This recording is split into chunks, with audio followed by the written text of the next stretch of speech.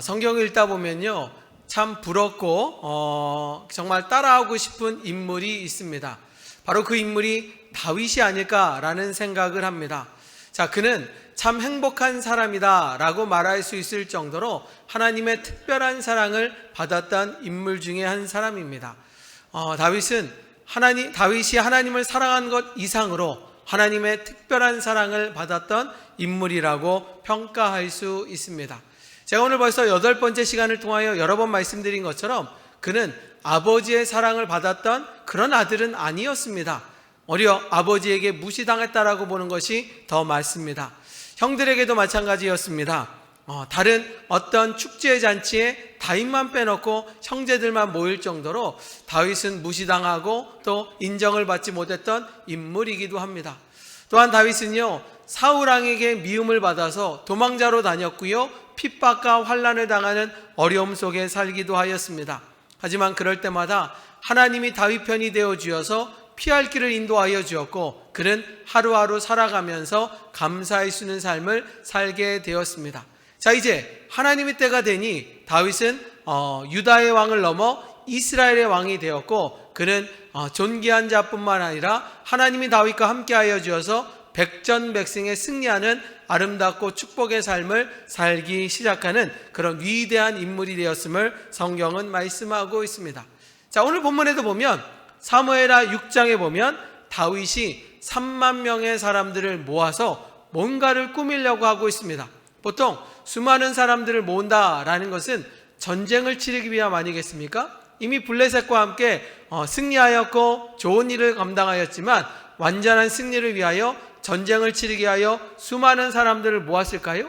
그런데 오늘 성경은요, 전쟁이 아닌 또 다른 일을 이루기 위하여 사람들을 모았다라고 말하고 있습니다. 자, 읽어볼까요? 사무엘하 6장 2절에 보면 다윗이 사람들을 모았던 이유가 설명되고 있습니다. 같이 읽습니다. 시작. 다윗이 일어나 자기와 함께 있는 모든 사람과 더불어 유다로 가서 거기서 하나님의 궤를 메어 오려 하니 그 궤는 그룹들 사이에 정하신 만군의 여호와의 이름으로 불리는 것이라. 아멘.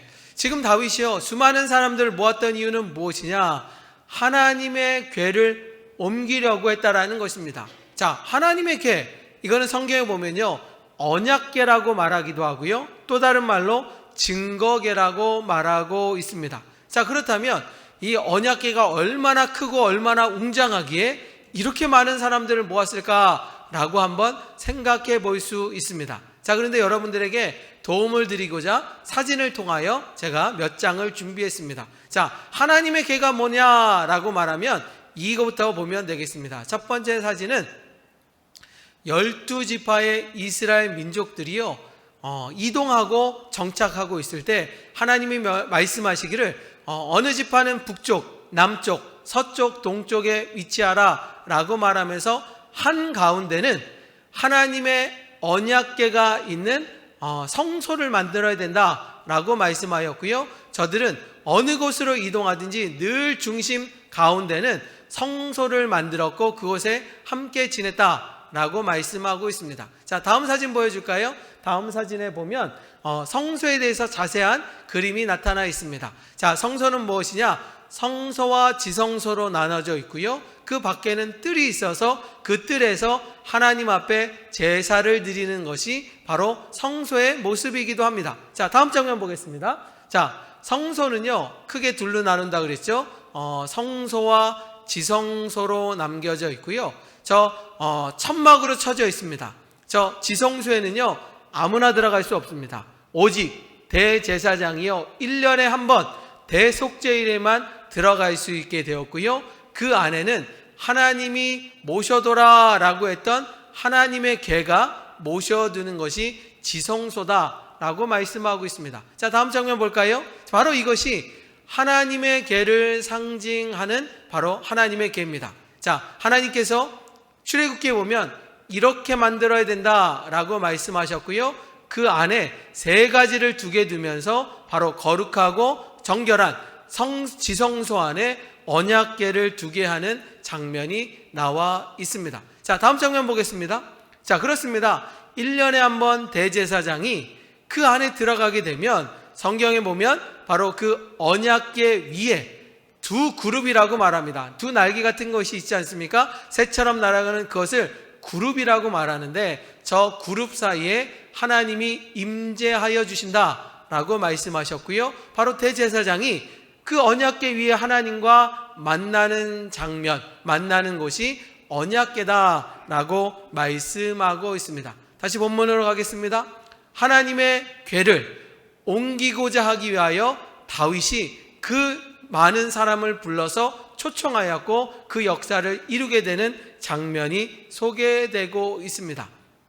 자, 성경에 보면요, 하나님의 궤 안에 세 가지를 담으라고 말씀하고 있는데, 그 세 가지가 뭐냐? 첫 번째는요, 십계명을 새긴 두 돌판을 그 안에 넣어야 된다라고 말씀하셨습니다. 하나님이 모세에게 이걸 지켜야 된다, 십계명을 주셨고, 그 십계명을 꼭 지키는 것은 과거나 오늘날 있는 우리에게도 그 영원한 말씀을 지키기 위하여 언약궤 안에 두 돌판을 보관하라고 말씀하여 주셨습니다. 자, 두 번째로요, 그 언약궤 안에는요 만나 항아리를 두었는데, 이것은 무엇이냐? 저들이 광야 생활하는 40년 동안 하나님이 아침에는 만나로, 저녁에는 메추라기를 주시면서 굶지 않고 살도록 도와주셨다라는 것입니다. 먹을 것이 없었던 사막 가운데 저들을 40년 동안 살게 하는 것이 하나님의 은혜인데, 우리 하나님은 우리에게도 공급하여 주시고 역사하여 주심을 말씀하시는 은혜의 말씀이기도 합니다. 자, 그 하나님의 궤에는 세 번째로 아론의 쌍난 지팡이가 있었습니다. 자, 이 쌍난 지팡이는 무엇이냐?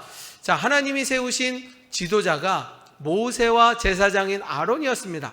그런데 저들이요, 사막 땅에서 힘들게 지내다 보니까 정말로 불평이 생기고요, 그리고 여러 가지 어려움이 있다 보니까 모세와 아론에게 협박하며 죽이기까지 하는 장면이 나옵니다. 자, 그럴 때 하나님이요, 내가 세운 지도자를 건드리지 말라라고 말씀하며 모세를 반항했던 그들에게 재앙을 내려 많은 사람들이 죽게 되는 이야기가 나와 있습니다. 자, 그러면서 주님은요 뭐라고 말씀하느냐? 아론의 지팡이 뿐만 아니라 12지파의 지도자가 갖고 있던 지팡이가 있었거든요. 그 지팡이를 언약궤 안에 두라, 앞에 둬라 라고 말씀하셨고요, 그 언약궤를 두었을 때 하나님이요 다른 지팡이에는 아무런 역사를 만들지 않았습니다. 하지만 아론의 지팡이에는 싹을 나게 하시면서 내가 세운 지도자를 너희들이 존중해주며 그들 따라야 된다라고 말씀하시는 말씀이기도 합니다. 즉 바로 언약궤 안에 있었던 아론의 쌍난 지팡이는 무엇이냐? 하나님께서 기름 부은 종들을 존경하고 사랑해야 된다라고 말씀하고 있습니다. 바로 그 언약궤 무엇이냐? 그 안에 있었던 쌍난 지팡이는 지금으로 말하면 목회자들의 말씀에 순종하고 그 말씀을 지켜야 된다라는 것입니다. 사랑하는 성도 여러분, 오늘도 담임 목사의 입술을 통하여 말씀이 선포됩니다. 그 말씀을 거룩하게 듣고 하나님이 나에게 주신 말씀으로 들을 때 그 안에서 역사가 일어남을 성경이 말씀하고 있습니다. 제가 전에도 말씀드리지 않았습니까? 다윗이요 도망자의 삶은 환난의 시간을 보냈습니다. 그런데 기회가 생겨서 사울왕을 죽일 수 있었습니다. 그럴 때 다윗이요 사울왕을 죽였나요? 죽이지 않았나요? 죽이지 않았습니다. 왜 죽이지 않았느냐? 바로 과거에는 하나님께서 기름 부은 사람이 왕이었고요, 그리고 제사장이었습니다. 하나님이 세운 자, 하나님이 택할 것이니까 그들은 정말 하나님 말씀에 순종해야 된다. 다윗도 그 말씀에 의거하여 사울왕을 제거했으면 모든 것이 평안해져 있음에도 불구하고 하나님 뜻대로 사울을 그냥 내버려 두었던 성경 말씀이 우리에게 교훈을 주기도 합니다. 다시 한번 말씀드릴까요? 하나님의 궤는요 바로 세 가지 물건을 들 뿐만 아니라 하나님의 은혜와 충만함을 느끼는, 하나님을 만나는 거룩한 장소였다라는 것입니다. 자, 그렇기 때문에요 다윗은요 3만 명의 사람들과 함께 방치되었던 하나님의 궤를 자신이 가까이 모시고 싶어서 다윗성에 두시고자 하였다라는 것입니다. 자, 그렇다면 아까 말씀드렸잖아요, 언약궤가 엄청나게 크고 무거워서 수많은 사람들이 필요했을까요? 성경에 보면요 언약궤의 크기를 말하는데 가로는 1m 50, 세로는 80cm, 그리고 높이는 80cm 되는, 다시 말하면 두세 정도 사람이 들 수 있는 그 정도 크기밖에 되지 않습니다. 자, 그럼에도 불구하고 다윗이 저렇게 많은 사람을 불렀던 이유는 무엇이냐? 하나님의 궤를 옮기는 그 자리 가운데 우리 모든 사람이 축하하고 모든 사람들이 기뻐하면 얼마나 좋을까라는 다윗의 신앙의 고백이 담겨져 있다라는 것입니다.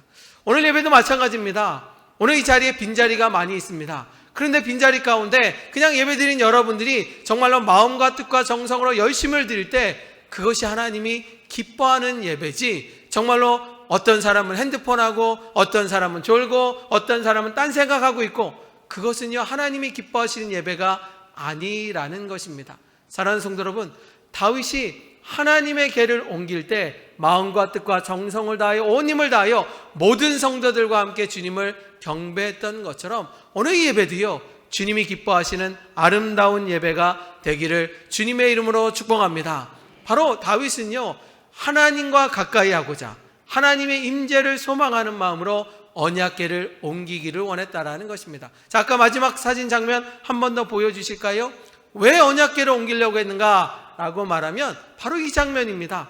이 언약궤 위에 하나님이 임재하여 주셨고 하나님과 동행하고 하나님과 함께하기를 원했던 다윗의 마음이 바로 하나님의 언약궤를 옮기고자 하였다라는 것입니다. 자, 그렇다면 이렇게 소중하였던 하나님의 궤가 도대체 어디 있었기에 이것을 옮기고자 하였을까라고 할 때 성경은 이렇게 말하고 있습니다.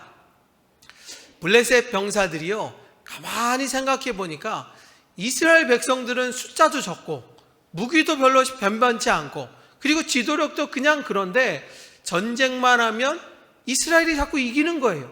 왜 자꾸 이길까라고 생각해 보니까 저들은 능력이 많고 사람이 많아서가 아니라 하나님이 저들을 도와주니까 저 하나님의 능력만 없어지면 우리가 이길 것이다 라는 생각으로 하나님의 능력, 하나님의 임재를 상징하는 언약궤를 빼앗아 오게 됩니다.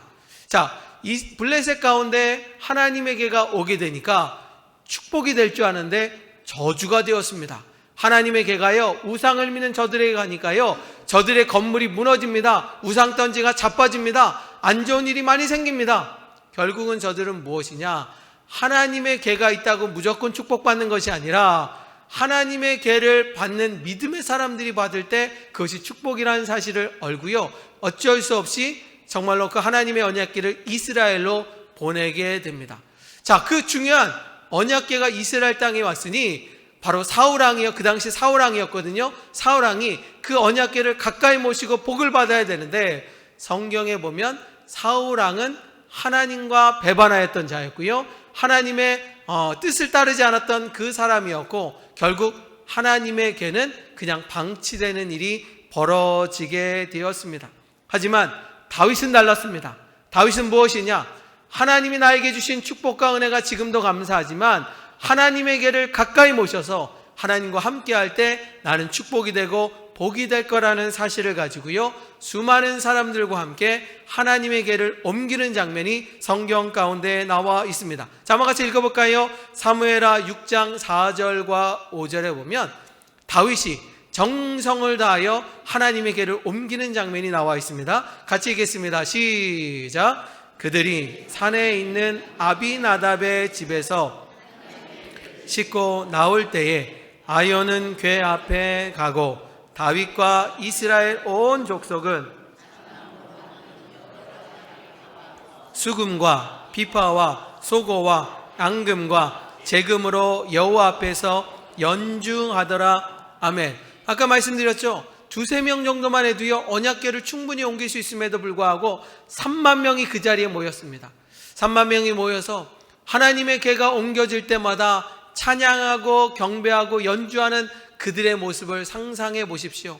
얼마나 아름답겠습니까? 저는요 그 장면을 그림으로 그리면 어떤 멋진 작품이 되지 않을까?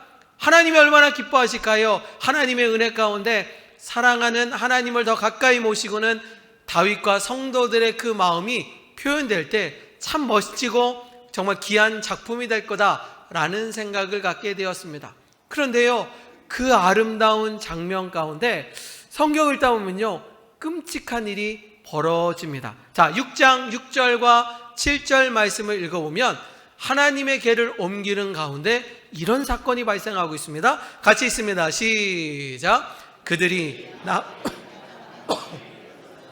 소들이 띠므로 우사가 손을 들어 하나님의 궤를 붙들었더니 여호와 하나님이 우사의 잘못함으로 말미암아 진노하사 그를 그곳에서 치시니 그가 거기 하나님의 궤 곁에서 죽으니라. 아멘. 자, 성경 읽다 보니까요, 그런 아름다운 장면 가운데 끔찍한 사건이 벌어집니다. 무엇이냐?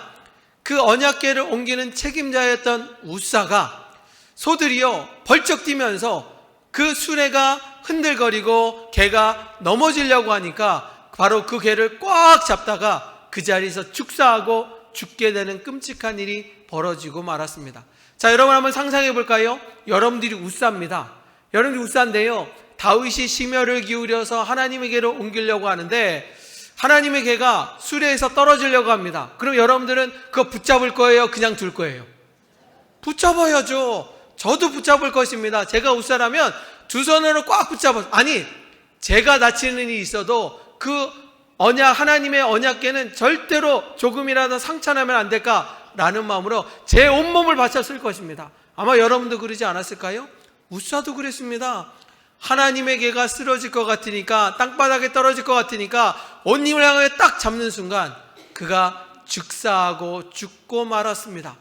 얼마나 끔찍한 일이겠습니까? 3만 명이 그 장면을 봤습니다. 다윗도 보았습니다. 그 순간 다윗은요, 감사한 것이 아니라 두려웠습니다. 무서웠습니다. 걱정이 없었습니다. 그리하여 모든 과정이 중단되었고요, 다윗은 다시 왕궁으로 돌아가는 끔찍한 일이 벌어지게 되었습니다.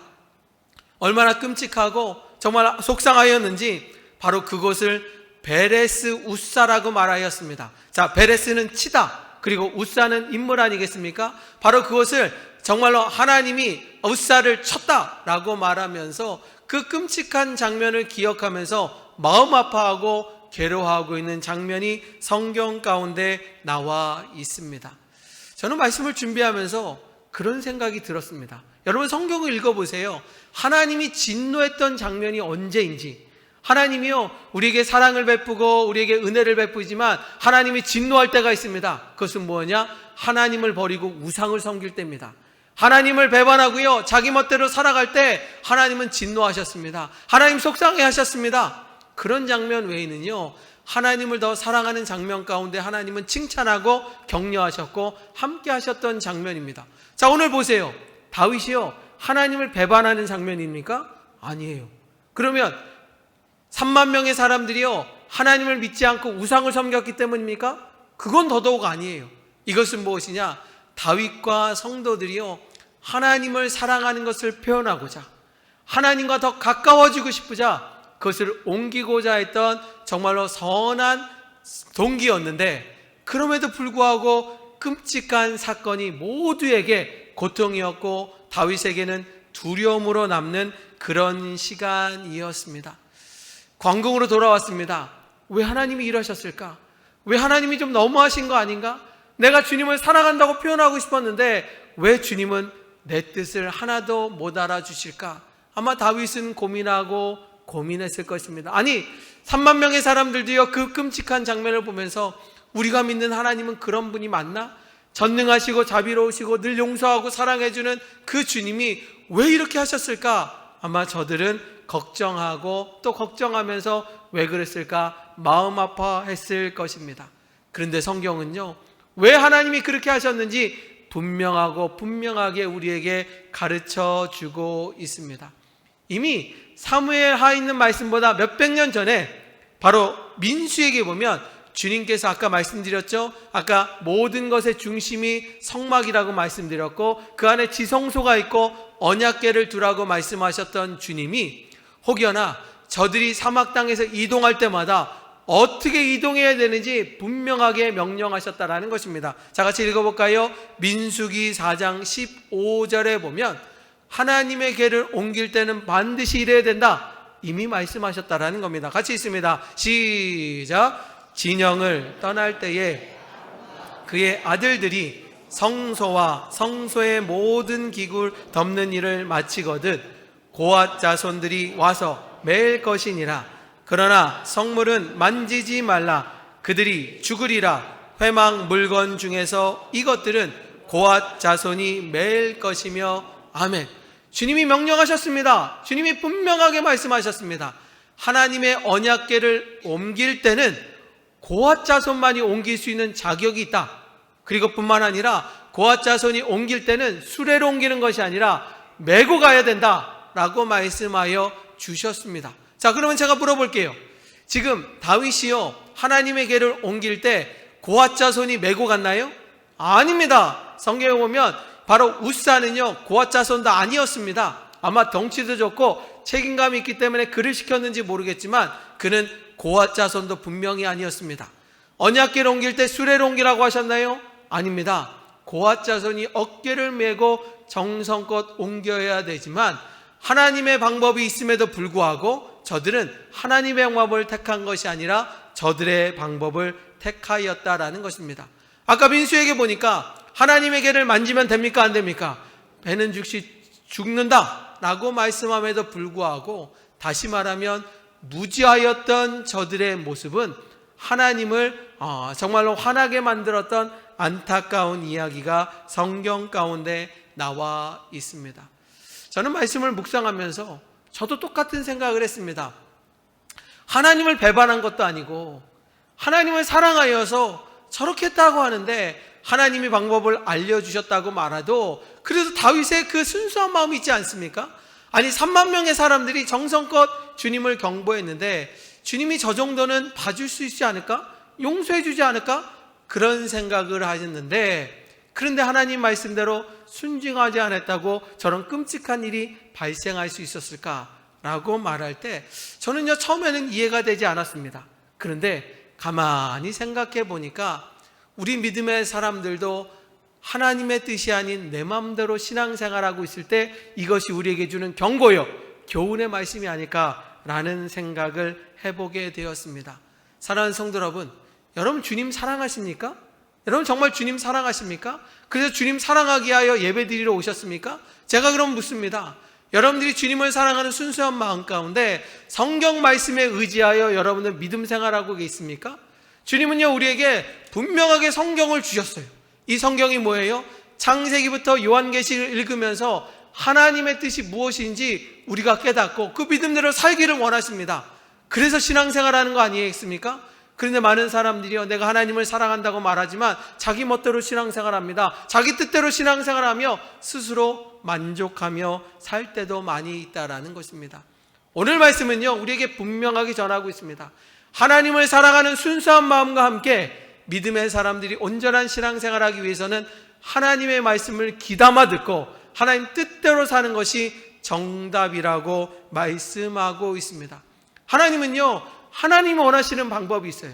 하나님이 원하는 방법대로 예배드리고요, 하나님이 원하는 방법대로 기도하고요, 하나님이 원하는 방법대로 살아가기를 원하시는데 우리는 단지 주일날 예배드린다는 마음으로 난 주님을 사랑합니다 라고 말할 때 그것은 온전한 자격이 아니람을 성경은 말씀하고 있습니다. 여러분 한번 생각해 볼까요? 주님이 원하시는 예배는 어떤 예배일까요? 여러분들이 일찍 나와 마음과 뜻과 정성을 다하여 예배드리는 모습을 주님이 기뻐하지 않을까요? 아니 회사와 여러분을 비교해 봅시다. 여러분들은 회사를 9시에 출근한다 그러면 9시 반에 출근하십니까? 아무도 그렇게 출근하지 않을걸요? 왜냐? 사장님이 늦는 걸 싫어하니까, 상사가 그걸 싫어하니까 여러분들은 늦지 않으려고 애를 씁니다. 그럼 교회는 그렇습니까? 11시 예배라면 10시 40분에 나와서 마음을 다하고 정성을 다하여 예배를 드립니까? 그렇지 않은 사람도 많습니다. 예배 시간에 늦어서 그냥 어렵게 나오고요, 누군가는 교회 억지로 나와서 예배 시간에 말씀도 안 듣고 고개 숙이고 딴짓하고요, 핸드폰 하고요. 그것이 하나님이 기뻐하는 예배가 절대로 아니람을 성경은 말씀하고 있습니다. 1시간도 집중하지 못하고 어떻게 예배를 제대로 드린다, 하나님을 사랑한다 말할 수 있겠습니까? 믿음의 사람은요 주일날 내가 주님 전에 오는 것으로 만족하지 말고 그거는 자기 만족이라는 겁니다. 하나님이 원하시는 것은 무엇이냐? 주님 전에 나왔다면 합당한 예배를 드리고요, 주님이 기뻐하시는 예배를 드릴 때 그게 진짜 예배임을 성경이 말씀하고 있습니다. 주님도 알고 있습니다. 다윗이 주님을 사랑하니까 주님 사랑하는 만큼 그 자리 가운데 용서해 줄 수 있어요. 그런데 주님이 원하시는 것은 무엇이냐? 하나님을 사랑하는 자, 그 순수한 마음과 함께 하나님의 말씀에 순종하는 자가 진정한 믿음의 성도라는 것을 가르쳐 주고 있습니다. 다윗은요, 그런 무서운 상황 가운데 왕궁으로 돌아왔습니다. 그러나 그의 마음 가운데 그 마음이 잊혀지겠습니까? 하나님에게를 다시 가져와야 된다는 생각이 없었을까요? 그는 늘 마음 가운데 다시 한번 기회가 되면 하나님에게를 모셔야 되겠다는 생각을 듣게 됩니다. 그러던 어느 날 신하를 통하여 이런 얘기를 드립니다. 중도에 포기했고요, 하나님의 개가 오베데돔의 집에 머물게 되었는데, 그런데 그 방치했던 오베데돔의 집에 3개월 동안 머무는 동안 재앙이 아니라 축복을 받았다라는 것입니다. 오베데돔이요, 건강의 복도 받고요, 물질의 복도 받고요, 형통의 은혜도 받고요, 놀라운 축복의 역사가 임한다는 것을 알았습니다. 그러면서 다윗이 깨달았습니다. 아, 주님, 하나님의 개가 재앙이 아니라 하나님의 개를 잘 모실 때 그것이 축복이라는 사실을 깨닫고요, 신하들을 통하여 내가 무엇을 잘못했는지, 내가 왜 그랬는지를 파악해 보니까 그가 깨달은 것이 있습니다. 아, 하나님이 주신 말씀대로 내가 하지 못했구나. 내가 주님을 사랑하는 마음은 하나님이 아시오나 하나님이 말씀하시고 명령하신 것이 아니라 내 뜻대로 행하다가 이 재앙을 당했구나 라는 것을 깨달았던 다윗은요, 민수기 말씀대로 고앗 자손을 모으기 시작합니다.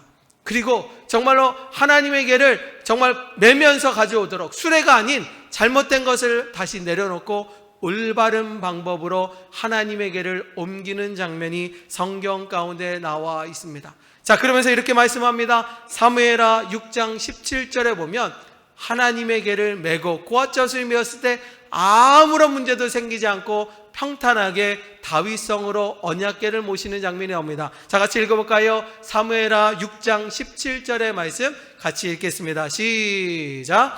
언약의 궤를 메고 들어가서 그것을 위하여 친 장막 가운데 그 준비한 자리에 그것을 두매 다윗이 번제와 화목제를 여호와 앞에 드리니라. 아멘. 다윗의 소원이 이루어졌습니다. 지금까지도 하나님이 함께하여 주셨는데 하나님을 더 가까이 모시고 하나님과 동행하길 원했던 다윗이요, 하나님의 언약궤를 다윗성으로 모시게 되었고요, 그 안에서 제사드리며 하나님을 찬양하며 경배하는 아름다운 역사가 이루어졌음을 성경은 말씀하고 있습니다. 하나님의 언약궤가 다윗과 가까웠습니다. 하나님을 찬양합니다. 주님의 도우심을 구하였습니다. 그럴 때 하나님은요, 다윗과 함께하여 주셔서 전쟁을 나갈 때마다 이기게 하셨습니다. 다윗이 계획한 것보다 형통하게 하셨습니다. 그래서 성경은요, 다윗을 향하여 백전백승이다 라고 말하고 승리할 수 있는 은혜와 축복을 주셨음을 성경이 말씀하고 있습니다. 사랑하는 성도 여러분, 오늘 말씀의 제목이 무엇입니까? 오늘 말씀의 제목은요, 하나님에게를 내 안에 모시자라는 것입니다. 하나님을 가까이 하는 것이 두렵습니까? 하나님이 가까워지고 나와 함께하는 것이 무섭습니까? 그것이 아닙니다. 하나님의 계가, 하나님의 말씀이 내 안에 오시면 그것은 축복이고 은혜고 영광이고 그리고 감사라는 사실을 잊지 않는 믿음의 성도가 되기를 주님의 이름으로 축원합니다. 오베데돔의 집에 3개월 동안 하나님의 계가 있을 때 복이 되었다, 형통하였다 말씀하셨던 것처럼 하나님의 말씀을, 하나님을 내 안에 모실 때 그것은 축복이요 역사고 은혜라는 사실을 기억하는 우리 호산나 성도가 되기를 주님의 이름으로 축원합니다. 그런데 그런 말씀과 함께 주님은 우리에게 도전과 결단의 말씀을 주기도 합니다. 세상 사람들과 비교해 보면요, 여러분들은 참 귀한 믿음의 사람들입니다. 여러분 주변에 보세요. 지금도 믿지 않는 사람들 보면 오늘도 동호회를 간다, 아니면 늦잠을 잔다, 뭐 이런저런 얘기를 하면서 여러분 정말 주일날 주일 성수하는 것이 아니라 자기 멋대로 살고 있습니다. 그런 사람들에 비하면 여러분들은 참 귀한 분입니다. 교회에서 졸지라도 핸드폰 할지라도 주님 전에 나왔으니까 얼마나 감사합니까? 그런데 주님이 원하시는 것은요, 그것을 넘어서기를 원하신다라는 것입니다. 주님이 왜 하나님의 언약궤를 통해 재앙을 쳤냐라고 말하면 우리 믿음의 성도들은 하나님을 사랑하는 순수한 마음과 함께 하나님의 말씀대로 살기를 원하고 주님 뜻대로 살기를 원하신 것이 하나님의 진정한 모습이라는 사실을 기억하는 믿음의 성도가 되기를 주님의 이름으로 축복합니다. 내가 주일날이니까 억지로라도 교회 나왔으니까 하나님 기뻐하시기 절대로 그렇지 않습니다. 하나님이 원하시는 것은 무엇이냐? 주님 전에 마음과 뜻과 정성을 다하여 예배드리기를 원하신다라는 겁니다. 정성과 마음과 뜻을 다하여 내가 주님을 사랑한다고 고백하기를 원하는 거고요. 그 고백과 함께 하나님 말씀대로 실천하고 하나님 뜻대로 살아가고 하나님 말씀대로 행하여 될 때 그것이 주님이 원하신 뜻이라는 사실을 기억하는 믿음의 성도가 되기를 주님의 이름으로 축원합니다. 사랑하는 성도 여러분, 저는 한 가지 꿈을 꿉니다. 우리 호산나 교회가요, 이제 연세 드신 분들이 많으니까 사실 예배 시간에 집중하기 어렵다는 거 저도 알고 있습니다. 제가 예전부터요, 자꾸 하지만 여러분들 자꾸 말씀 전할 때마다 눈이 감기고 피곤하고 그런 거 어쩔 수 없는 것도 알고 있습니다. 그런데 저도 그런 경험이 있습니다. 제가요, 유학생활하는 동안 잠을 2-3시간밖에 자지 못했어요. 그래도 새벽기도 열심히 드렸습니다. 얼마나 피곤하면 저도 인간인가 졸 때도 있죠. 그런데 저는요, 예배 시간에 졸지 않으려고요, 허벅지를 찌르면서 피가 날 정도라도 하면서도 전 노력하면서 기도하는 일을 하였습니다. 여러분도 마찬가지입니다. 나이가 들고 집중이 안 되고 그럴수록 그냥 그렇게 하는 것도 되지만 하나님이 원하시는 건 아닙니다. 예배 시간에 주님 만나길 원하고 예배 시간에 주님과 동행하길 원하고 주님과 함께 만나는 그 길을 주님이 기뻐하신다는 사실을 기억하시면서 주님이 여러분에게 묻습니다. 너는 나를 사랑하느냐? 라고 말할 때 여러분들은 뭐라고 말하겠습니까? 내가 너를 사랑하는데 너는 나를 사랑하냐? 라고 말할 때 여러분은 뭐라고 대답하시겠습니까? 오늘 마지막의 결론은 다윗이 주님을 끝까지 사랑했던 것처럼 나도 주님을 사랑합니다 라는 믿음 가운데 내 안에 하나님의 계를 메고 그리고 믿음대로 살아가는 우리 호산나 모든 성도가 되기를 주님의 이름으로 축원합니다.